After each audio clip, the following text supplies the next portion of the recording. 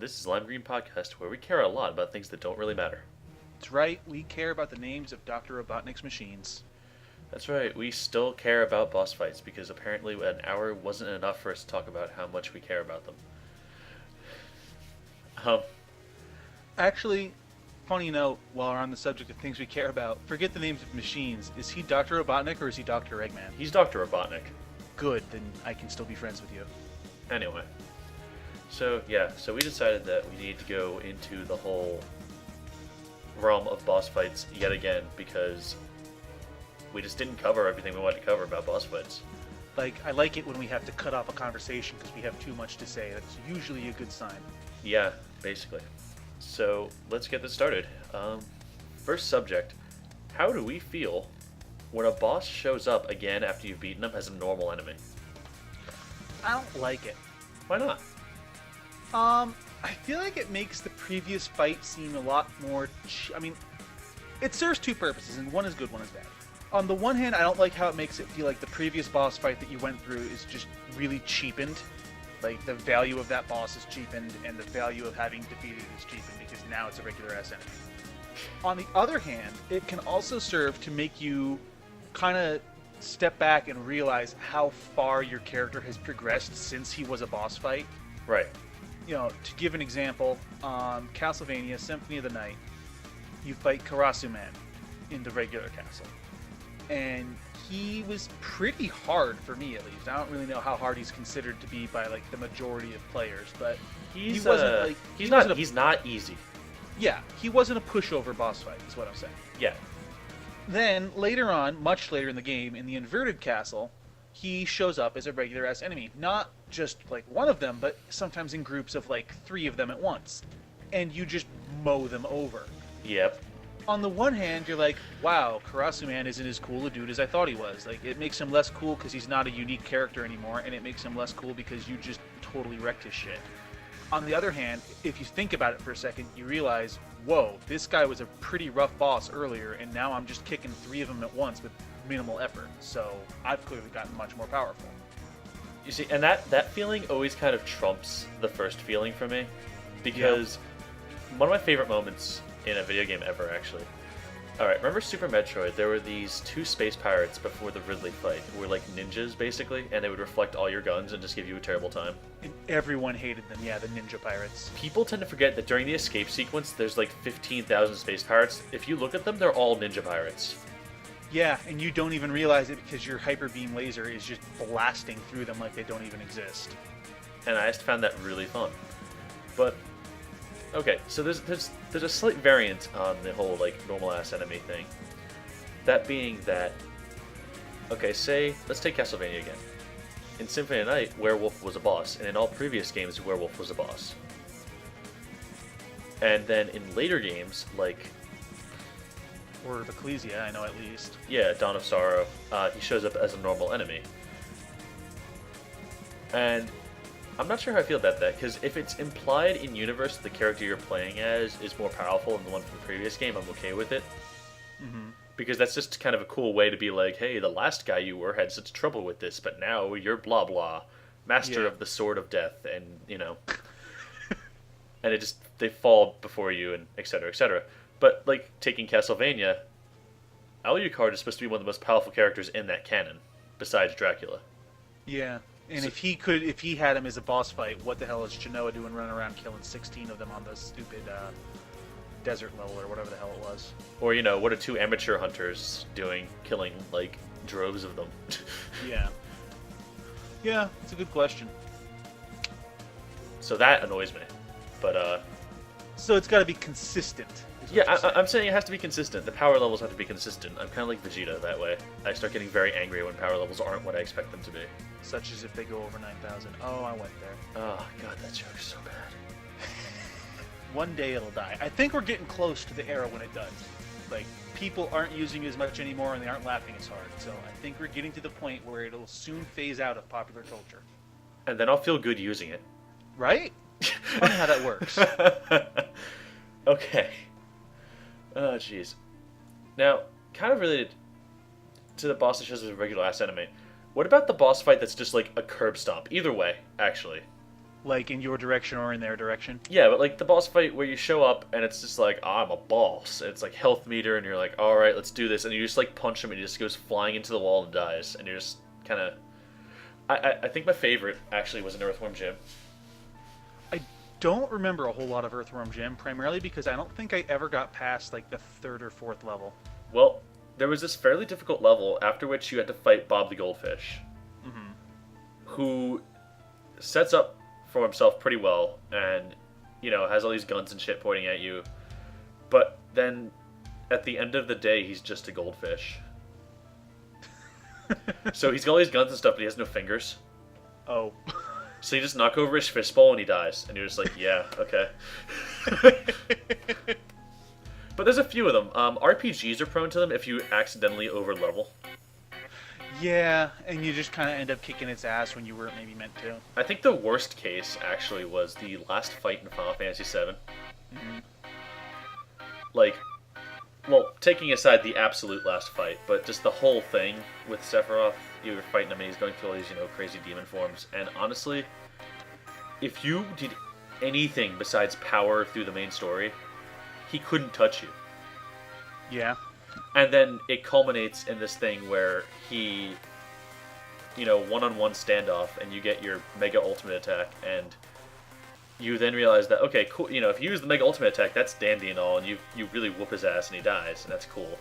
But then you realize you could also just use, like, fire, or better yet, let him hit you, and you counter, and he dies. And then you look at the game files, and you realize he has 1 HP. Oh, wow. So he's just meant to die. Which is a damn shame considering he's supposed to be, like, super you. But, like, anything you do at that point will kill him. You can just sneeze and he dies. Yeah, and it's really like, oh god, it's so built up, and hell, the freaking song. Everybody knows that song. Talking about One Winged Angel, right? Yeah. Talking about curb stomp bosses. I mean, like, in the ones that head your direction, I don't know if this was something that I did wrong, like me specifically, but every single playthrough I've ever had of Chrono Trigger, when I get to the end of the Beast Cavern in 32,000 BC or wherever the era that is, I forget, but it's the tundra. Yeah. And you're in the Earthbound cave, and you go into the Beast Cave, and at the end of the Beast Cave is the Red Beast and the Blue Beast, and they're a boss. Oh, I hate those guys. Every single time I get there, I end up spending like a full day's worth of playtime grinding beasts in the Beast Cave for XP before I can actually beat them. Yeah, no, I don't doubt it, because they're mean. Like, the opposite also happens in RPGs, where, like... So it's not just me, though. No, yeah, you're definitely right. And what happens is, some RPGs you overlevel, and it turns into a curb stop boss fight on your end. Mm-hmm. And sometimes you're leveling normally, and the developers just didn't pace it very well. Mm-hmm. And so you're like, oh, I'm killing these monsters, absolutely no problem. Okay, let me move on to this boss, and you just get your ass handed to you. And it's just like, oh. So I was supposed to grind. Guess I'm grinding for 2 days straight. Another one that did that was, Final Fantasy 10? Yeah, 10. Had, one of the boss fights with Seymour, when you're fighting him on a cliff. Mm-hmm. And he will just stomp you inside out if you're appropriately leveled. Wow. Yeah, like, I had to, like, and the worst part is he's after this long path with, like, no monsters on it and a cutscene. Oh. So now I had to, like, walk back down the mountain and beat up a bunch of monsters, then walk back up the mountain and be like, am I ready yet? No. Okay, here we go again. Here we go again. And just, it was just, it was really frustrating. But, I'm trying to think of some boss fights, like, where you stomp them. And I know that I know I've played plenty of them, and none of them are coming to my mind right now, unfortunately. Other than, and I don't think this was so much the way, like, it was thematically supposed to be, but the first boss in Sonic CD, speaking of Dr. Robotnik. Oh, yeah.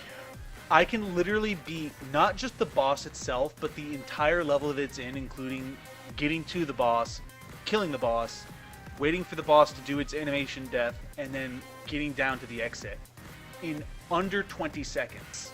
Well, that's because you're fanatical about Sonic CD. I am. Like, I have some crazy effort and time put into time attack. But even so, like, you can beat him so fast. You just kind of run in there, bounce off his head 3 times, and he's gone. All the trick is you have to let yourself get hurt as he comes down. Use the invincibility frame to get behind his bumper. Which is why I'm saying that's kind of cheating. I don't think that's really meant to be a curb stomp boss fight, but for me it always was. Also, I'm pretty sure that there was one of the earlier bosses in, I think it was Paper Mario 2, where it's kind of like a joke boss fight. Like, he shows up like he's the boss, and you just kind of kick his ass, and he leaves. I don't remember who that was, though, because I don't remember a whole lot about that game, unfortunately. Yeah. You know, alright, so you've got the curb stomp that are, like, you know, unintentional that we're talking about, but then there's also the ones that they're scripted. Like Bob the Goldfish. Okay, yeah, Bob the Goldfish, yeah, but there's a lot of scripted ones. Metroid, in general, the series, seems to just kind of have them. Yeah. I mean, the pattern seems to always be, you know, oh, final boss, oh, I've been crippled, and now I've suddenly gotten my superpower of doom, and you win. That's more of a cutscene than a... Well, I mean, I guess it's kind of counts. No, because you get the chance to fight it. Like, I mean... Yeah. Let's take End of Fusion, okay? Yeah, fair enough. You know, you've got the Omega Metroid, and it's like, I'm gonna kick your ass, and it most certainly does. Like, you have a chance to fight it. But you're not... Like, I don't think you can even actually hurt it up until the point when... No, you actually can. And if you mess with the game a little bit, you can, like, make yourself invincible. You can eventually kill it without it. But... If you make yourself invincible. Yeah, but what I'm trying to say is he's capable of dying. Okay. Is what a point. Like, he's not...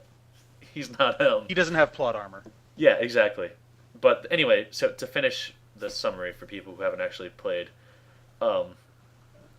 you fight the Metroid, it whoops your ass, you get to 1 HP, and then, you know, plot says that you get the Ice Beam. I don't want to spoil any reasons for that. And let's not spoil this 6-year-old game.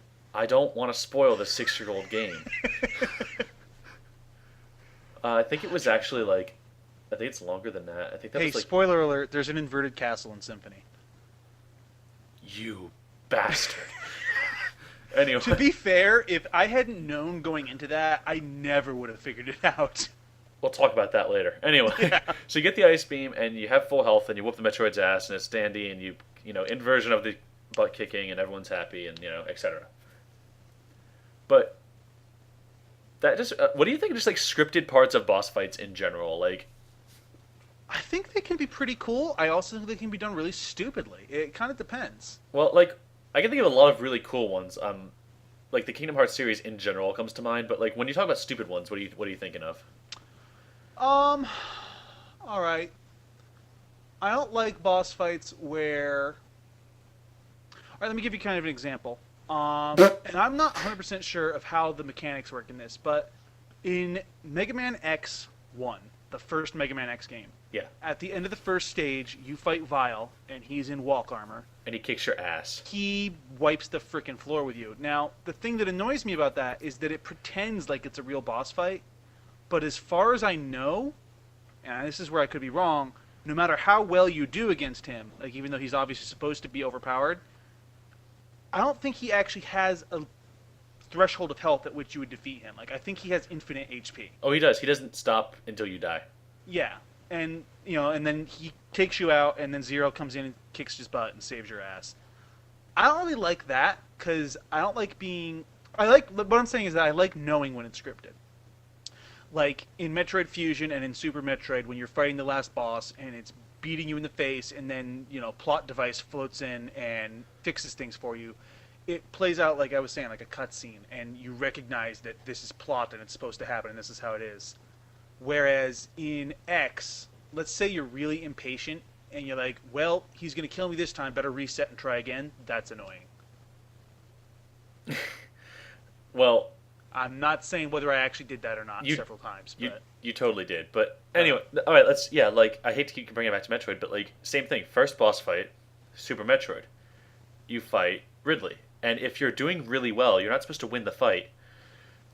But, you know, either he gets you to low health and he leaves, you know, Mm-hmm.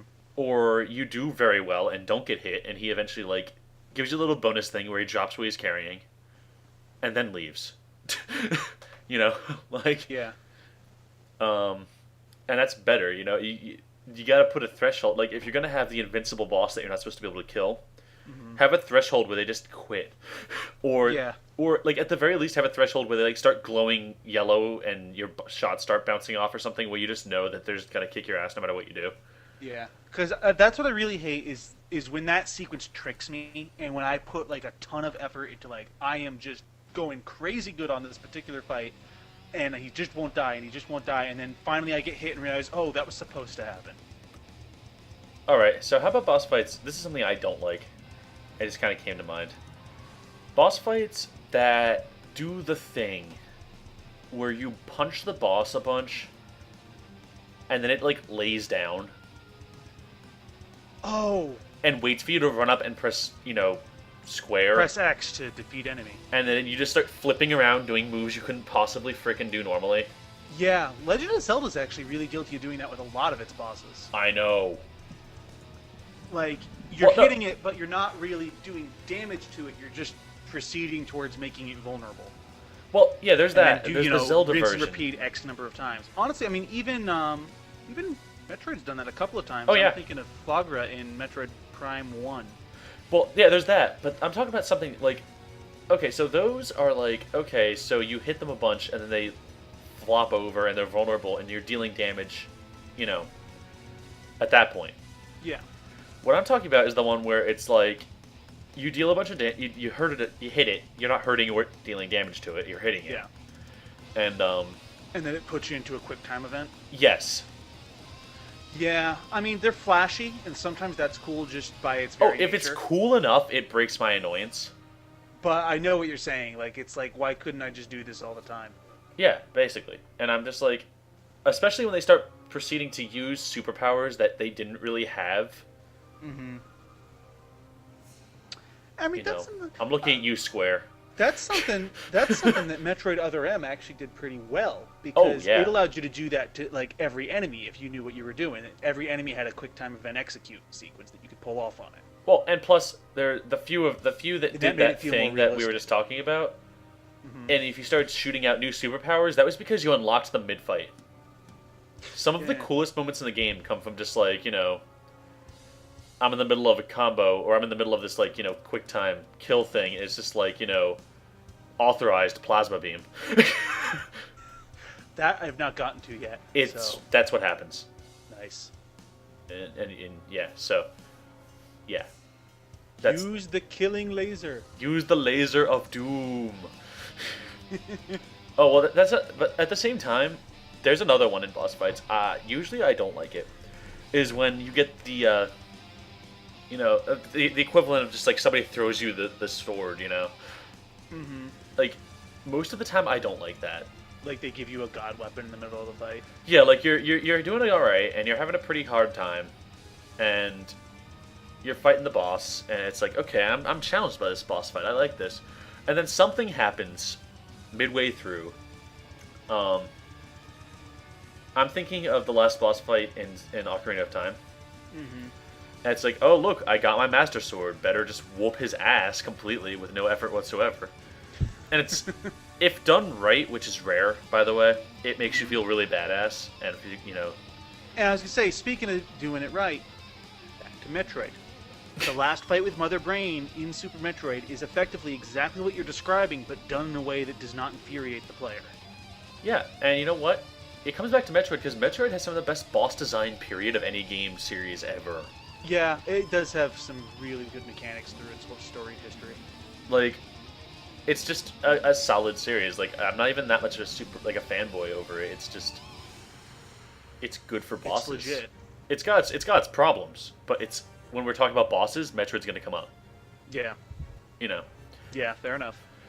Arg. I mean, any series that has, 3+ recurring bosses, like over the course of the series, you got your Ridley, you got your Kraid, you got Mother Brain. Like, that's what I really like about it. Even though their bosses are kind of, like, Metroid's bosses are usually just kind of monsters, but they still make them characters, and that's kind of really cool. Yeah, the idea of a dragon being the dragon is pretty funny. Yeah. But that reminds me, Metroid bosses, doppelganger boss fight. Ooh. I sometimes love them and sometimes hate them. Like the SAX fight, I like. The Dark Samus fights were hit or miss over the course of the entire Metroid Prime series. Some of them I liked, some of them I really didn't. Well, out of Metroid, let's try to move away from Metroid. Yeah, as I was gonna say, out of Metroid, I was gonna go to Ocarina of Time, fighting Dark Link. I Okay. despise Yeah, that fight. because you had to use the hammer. Did you? Well, not really, but it was the You were easy stupid cheating for not way doing that it? everybody kind of figured out inadvertently. Explain this to me, because this is actually something I'm not aware of. Alright, so you hit him once, like however you're supposed to hit him. Uh-huh. And then he falls through the floor like he does when he gets hit. Uh-huh. You equip the Megaton Hammer. And then every time he fucking pops out of the floor, you just Whack-a-link? slam the floor, and he goes back down into the floor. And Whack-a-link. you just play Whack-a-Shadow until he dies for good. It's just like... But Kind of hilarious. at the same time, he had some really fun stuff. Like if you tried to like stab him, he would jump on your sword and kick you in the face. That was really funny. Like the question, there's I think the reason I didn't like that fight overall, I think, was just that it was too frustrating. Well, For things like that, like which sometimes were funny or cool, but other times it was just like, come on, man, really? Let me hit you. But yeah, the thing is, there's the doppelganger boss fight, and then there's the overpowered self boss fight, and they're two different things. What do you mean by the second one? Like, give me an example. Well, like, okay, the SAX is basically just better than you, but you still beat it in a fair contest because you're just better. Amazing. Like, it's more powerful, you're more skilled. Yeah, like, they've got pretty much the same skill set as you, except powered up. Or maybe they have additional skills or super speed or something. Zero in Mega Man X does this a lot. Actually, speaking of Mega Man, did you play through the entire Mega Man Zero series? I played none of the Mega Man Zero series. That boggles my mind, because they're actually my favorite overall set of Mega Man games, and I recommend them to you strongly. I hate their guts. You're weird. At the end of, I want to say it was the third game. It may have. No, it was the third Quest game. of Mega Man. What? It's the Simon's Quest of Mega Man. But it's totally not. It totally is. They were really good games. You should give them a second chance. But shying away from that, it was at the end of the third game. There's a villain that appears in the beginning of the third game, who's just like this giant enemy robot, and his name is Omega. And he just pretty much kicks your ass up, down, and sideways over the course of the game. And at the end of the game, plot twist. What are you doing? Not Sigma, Omega. Yeah. Well, at the end of the game, plot twist basically shows that the Zero you've been playing as, because the Zero series takes place like several hundred years after the X series, Right. is the original Zero's consciousness uploaded into a new body, which also excuses his character redesign. And this Omega guy is some other robot who's occupying Zero's original body from the X series. Oh my. And so there's it wasn't an optional. It's not an optional boss fight, but it's near the end of the third game. You fight him just like full on, and he has all of your abilities from the X series as well as some of your ones from the Zero series, except dramatically powered up in all cases. And he just kind of goes completely apeshit on you, and that was a really fun boss fight. Yeah, and Like, especially if you had played this X series before and you knew, you recognized these abilities and knew how some of them worked, and you're like, wow, this is how it felt to be all those bosses I killed. yeah, basically, and I like that, and I just have kind of a thing for any kind of like doppelganger or kind of similar character boss fight in general. Anybody who's got the same kind of abilities as you do. Even, whether it's they're weaker, they're stronger, whatever, they're the same exactly, Like, I just always love that because especially since the best power-up in the game usually comes from that, they have a habit of doing that. Yeah, it's true. Because, I don't know, you've mastered yourself, I don't know, whatever. Except for Fusion where it runs away. And then you get it again. Stupid conscious power-ups. Stupid, sexy Flanders. Anyway. But yeah, like, definitely Doppelganger, especially, well, I think the reason it works is because usually the Doppelganger is a character that's been bugging you all game. Like, the Doppelganger, except for some rare exceptions like Dark Link, they're not just something that pops out of nowhere and is like, I'm you, you know? Yeah. They're this character that's been, like, alongside you or betrayed you or something, you know? They have some kind of origin based in your character, and if the game's been telling a story pretty well, that means it's going to be one of the more memorable fights. Yeah. And I think a big part of what makes a boss fight just kind of good is how memorable the fight is. Like, you know, if I ask you who the third boss in Final Fantasy V was, you're going to be like, My best guess is going to always be Gilgamesh. What boss is that? Gilgamesh. If you're asking me about Final Fantasy and bosses, the answer is always Gilgamesh. But yeah, that's my point. Like, there's so many, you just don't care. Like, I mean, hell, I love Final Fantasy VII, but besides like the very first boss fight and the very last few, I can't really think of many. Like, there's a few that I can specifically remember that were really cool, but the majority of them were just like, whatever. Yeah, I mean, like, there's a few, like, I remember, you know, obviously everybody remembers Sephiroth. I don't know what the first one you're talking about actually is. It was this giant red robot that was like a scorpion, and I remember it because there was a translation error in the first boss fight. And it said attack while its tail is up. And that would make it fucking counterattack you. It's like the opposite of what Yeah, you're supposed to say don't attack, and they just conveniently left that out. And I'm just like sitting there as you know, 7-year-old Joe, and I'm like, okay, time to play my first real RPG type thingy, Bob. That's not like, you know, Mystic Quest.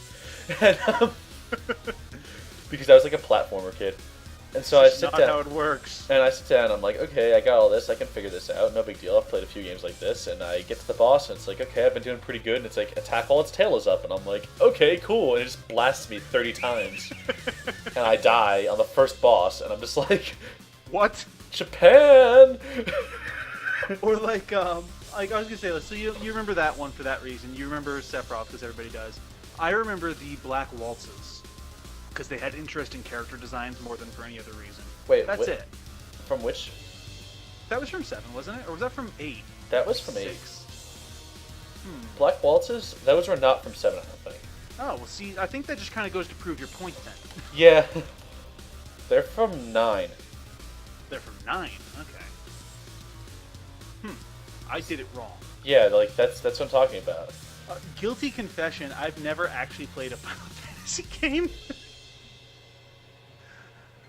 I played, like, probably the first fifth at best of Final Fantasy VI, and that's the extent of my Final Fantasy playing experience. You, sir. You... There are no words. There are no words to describe my just taken abackness at this statement. Like, everything that I know about Final Fantasy is due to wiki diving. Wikis are dumb, he said earlier today. Yes, because I was being lazy. Anyway, so... taking that blasphemy aside... what were we even talking about? Boss fights. Okay. Yeah, you were talking about, like, the fact that sometimes when a game is over, and this is especially, I think RPGs are most guilty of this for obvious reasons, but like when a game is just so oversaturated with sheer quantity of boss fights that none of them are terribly well fleshed out, and, you know, you just don't even remember half of them. Well, I think the worst boss fight possible is the one where it doesn't have any gimmick or anything, it just doesn't have anything, it's just a block of HP and attacking you.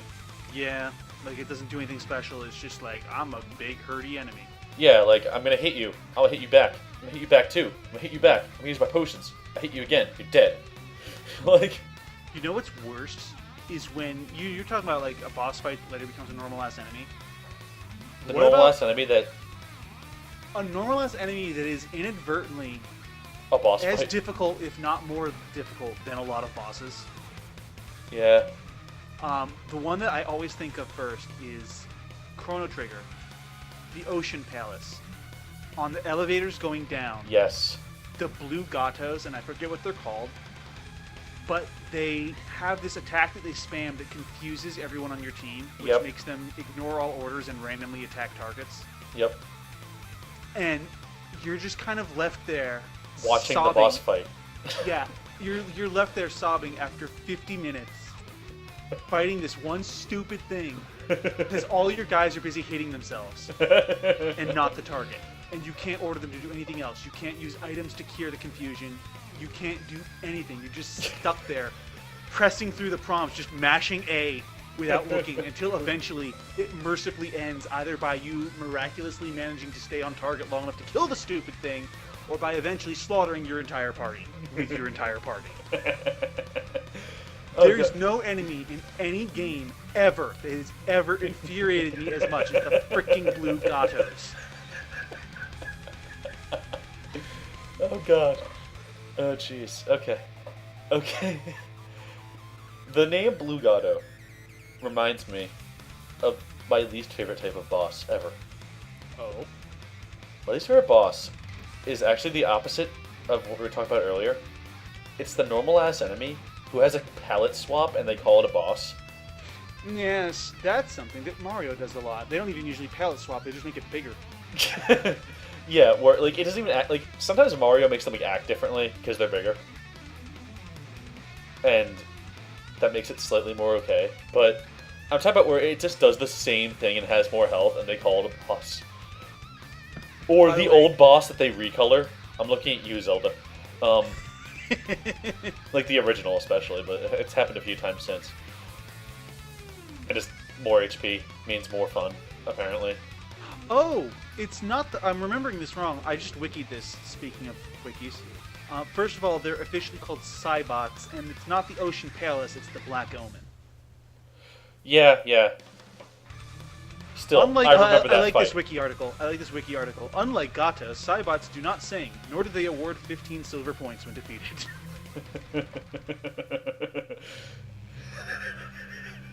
Because their name is not Gato, and they do not have metal joints. I see. Is that how it works? Is that where you get your silver points? It's from salvaging metal. Joints. His name is Gato, he has metal joints. Beat him up to win 15 silver points.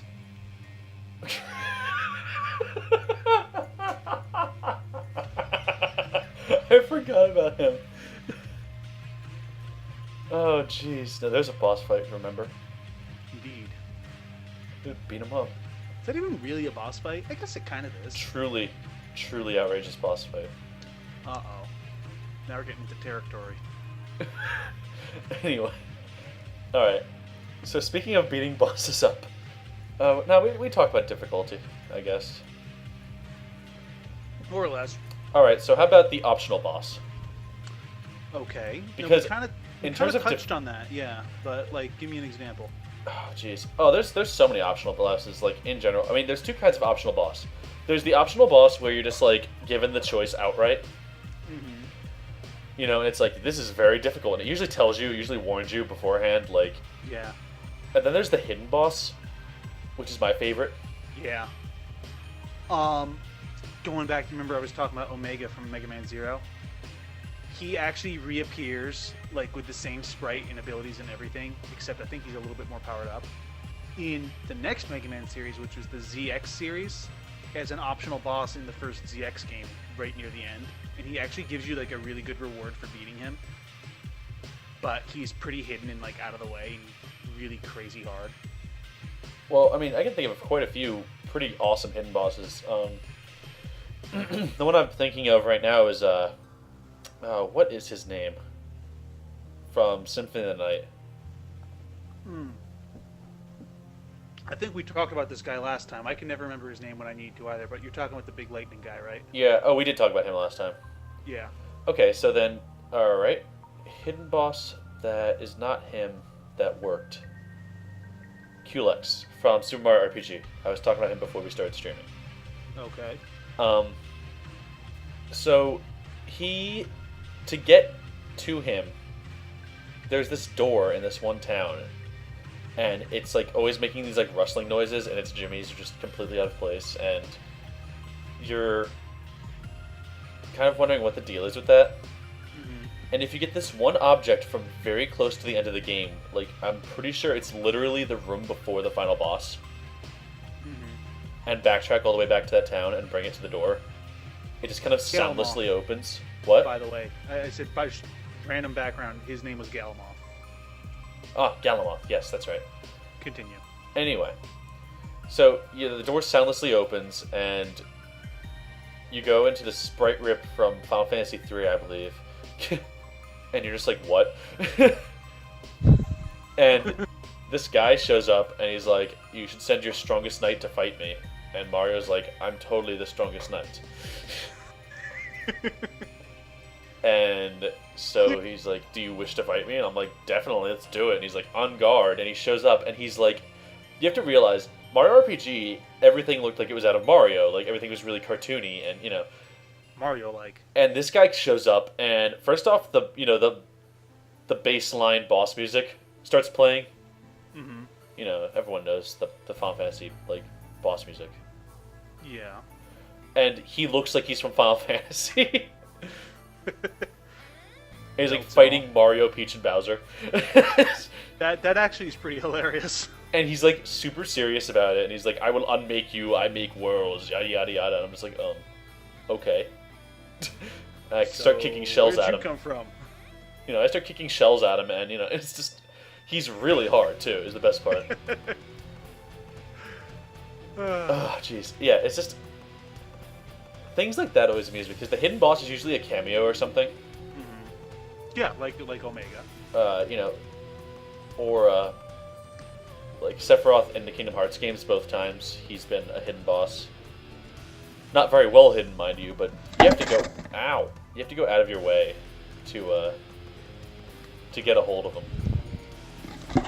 And then he kills you in one hit. Wait, you have to, like, avoid every damage? Well, okay.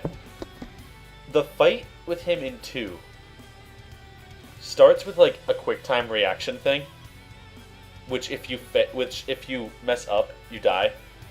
Mm-hmm. And then his first attack after that, the whole thing's scripted, like, he starts doing that. Yeah. He always starts this way. Almost inevitably will hit you. And if you don't have this certain thing equipped that makes you stay at 1 HP after taking massive damage, you die. It's an ability. It's like one of like 300 you're going to have on, but you will just die. Yeah. And I kind of like that. And then he starts doing his like normal AI routine where he's actually fighting you, but he was a nasty boss fight, especially in 2. I liked that. Anyway. So what about bosses that... Well, we kind of talked last time about like boss fights that last long. Oh. It's sort of related. Are boss fights, and you know, also boss fights that are like scripted or they, you know, curb stomp you. What about boss fights, and I have one in particular that I'm thinking of here, where you have to use a non-conventional means to defeat it, and it usually takes a long time to figure it out. You mean like the boss you have to use Cure on? Oh, I think you told me about this years ago. It's like an undead, and you have to kill it with heal spells. Yep. And the best part is if you, like, not quite sequence break, but definitely, like, kind of go outside the lines of the game, you can get life before you fight him. Which is a revive spell that kills him instantly? Yes. Apparently the final boss of the same game, I never knew this, is the same way. Really? Yeah, I was on TV Tropes earlier, and it was talking about him, and it's like, yeah, if you keep spamming Cure, he starts skipping forms because he's taking so much damage. I'm gonna have to look that up. It's from Mystic Quest. It was this really bad game. Huh. It was like, Mystic Quest was Square being like, yo, Americans can't handle Final Fantasy. Make a dumb version for them. A dumb version of Final Fantasy? Oh no. Yeah, that's exactly what it was. And so that whole concept kind of scares me a little bit. Yeah. Although I think that's a bad case of fandom more than anything that's really their fault. But No, still. it was totally all them because this was before like internet. This was before they really listened to the fans. This was just them assuming like, no, the Americans can't figure this out. Yeah, that was back when the Japan still thought that they were just like vastly superior in all terms of video game experience. The one that I was thinking of was, I know you didn't play this game, so I'm gonna have to explain this a little bit. But the last boss of Earthbound. Yeah, how much do you know about Gygas? I know he's scary. Okay. The interesting thing about Gygas is that he has such a just unimaginably colossal amount of hit points that it's actually impossible to defeat him through conventional damaging means, no matter how apeshit you go on him. But once you get him below a certain threshold, there's this command that one of your party members has, and you've had her since like the start of the game. This command has always been there, and you've really never used it because it's pretty much worthless. Okay. Like all other times, which is just called Prey. Okay.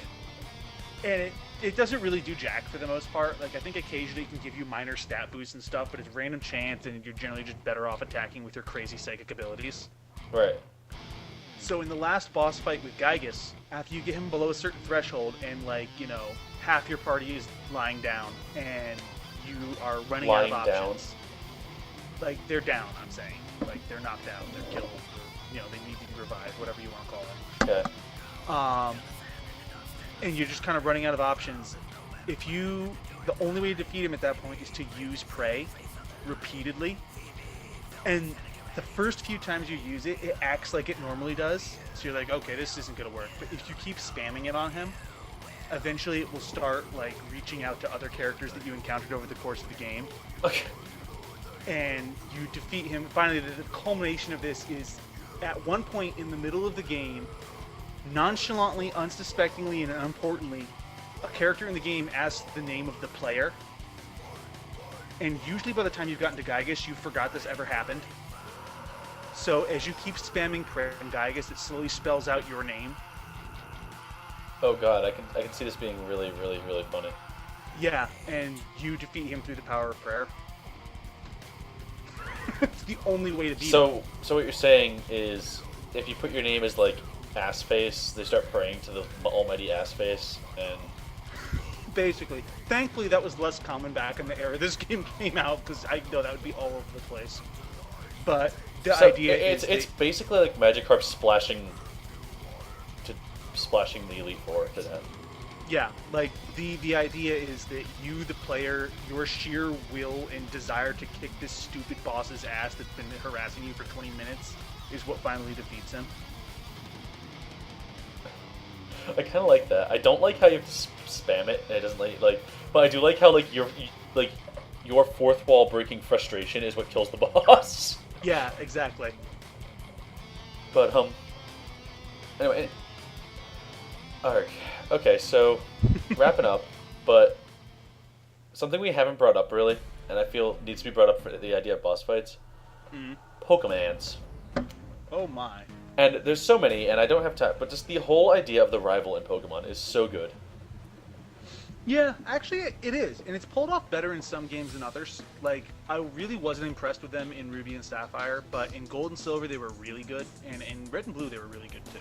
I feel like Gold and Silver Especially did it when best, in Red and Blue although it that's shows apparently... up as the Elite Four. What? What? I missed what you said. I missed what you said because you were both talking over one another, so you go first. Okay, well, what I was saying was, I feel like Gold and Silver had the best rival, but I'm apparently in the vast minority there. I liked him more as a rival, and I also like that your Red and Blue rival from the first game set was a gym leader in the second half of Gold and Silver. I liked that, but honestly the best thing was Red at the end of Gold and Silver. Yeah. Because even if you didn't read the comics, I'm sorry, the manga, but even if you weren't aware, like you knew the guy with Pikachu, okay? Like, yeah. I mean, what do you have? From some form of Pokemon media, you would recognize him. Like, Well, you could either, you could see him as Ash, you could see him as Red, you could see him as Red from the comics, like. You could see him as yourself, really, from the old one, like. That's what I meant by Red, yeah. Oh yeah, like there was so many things, and like he just had like what he had, the 3 starters all leveled up: Pikachu, Snorlax, and Espeon. Was it Espeon or Umbreon? Espeon. Yeah. Okay. So either way, yeah. Nasty mother too. Yeah. And he had like a backpack full of full restores. Best way to grind, like, endgame levels too. Just do him once a day. I always tried to fight him at like 11:40, so that by the time I took him out, I could just do him again after the midnight passed. Yeah. That's something, by the way, I love that about Gold and Silver, and later Pokemon games and just games in general haven't really done that. Is the time-sensitive or daily events, like things that happened on certain days of the week or once a day and stuff like that. That's because most people, myself included, hate that. Really? Because I actually really liked it. I thought it was a really cool system, and in Gold and Silver, I thought it was implemented really well. You could fight Red once a day. You could fight a lot of people didn't know this, but you could refight your rival in the Dragon Cave or Dragon Shrine, whatever it was called, on like Friday and Wednesday or something like that. Yeah, no, I mean I kind of liked some of it, but some of it, like the Pokemon that you can only get while this is happening is swarming in this place halfway in but nowhere. That they didn't do until later games, actually. Like in Ruby and Sapphire, there were a couple of times like there were some Pokemon you could only catch during swarms and stuff. In Gold and Silver, they just meant that they were more common, but you could catch them in the same area at any time. Just they would be rarer.